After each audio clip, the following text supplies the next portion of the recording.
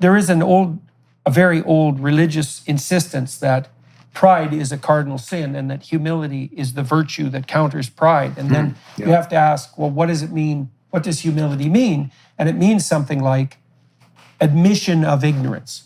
Yeah. But what's so useful about that and why it's a virtue and why it's something very useful to practice is that if you do admit to your ignorance, which is to note what you don't know and to dare ask it, then you immediately rectify. I told my daughter, for example, very straightforwardly, you only have to ask a stupid question once if you listen to the answer, right? So she's been in many situations where, she was in over her head, like we all are. Yes, very often. Like me today. And it is very tempting to pretend that you know and to not ask the stupid question. But first of all, almost everybody around who's participating, let's say, in the conversation has the same stupid question. And second, if you don't ask it, well, then you remain stupid. So that's not helpful. And and I think this was a great lesson of, like a lot I've learned about parenthood and about having this same approach with your children. I mean, and I've seen you with Julian up close of, being genuinely interested, but offering choices and listening and caring as a parent.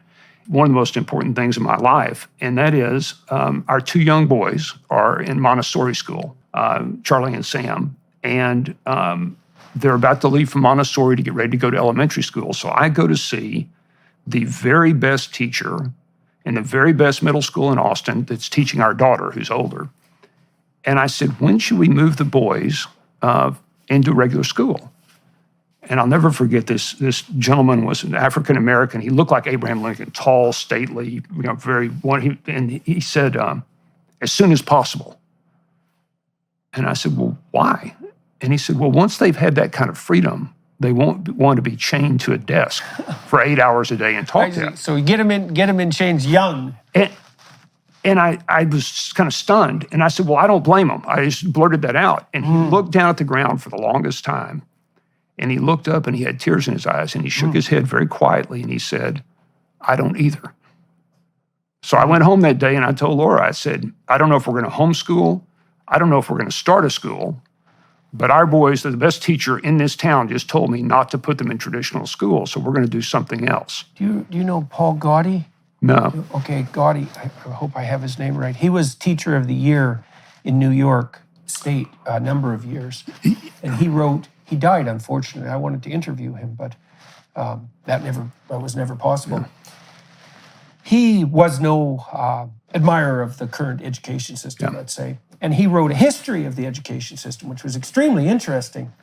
He pointed out that the public education in the United States, I was investigating this because I was wondering why our school systems are so bad at fostering individual vision.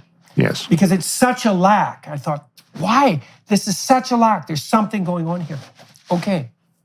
The Prussians established the first public education system. And the reason they did it was because the Prussian emperor wanted to produce obedient soldiers, disciplined, obedient soldiers. Now, I don't want to get cynical about that because in a society that requires a military, disciplined people who can follow rules are arguably necessary. Now, obviously, that can go very badly, but we got to give the devil his due. And the Prussians actually put forward a very effective military training system.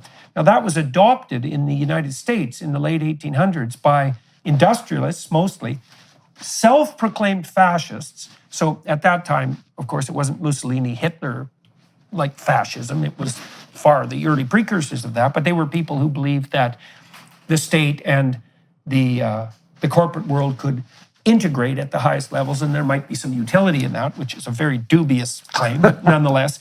So they knew that all sorts of rural people were pouring into the cities to start working in factories.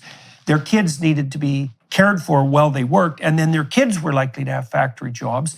And so the purpose of the public education system, and this is why there's rows of desks and factory bells and this insistence on timing, was to produce disciplined, obedient workers, certainly not to produce people who were autonomous. And that was adopted in the US. The Japanese adopted it and militarized like mad, and part of the consequence of that was the outbreak of the Second World War. But But that being chained to a desk, that's not a bug. That was a feature. Right. And you can also even say, well, let's give it some credence.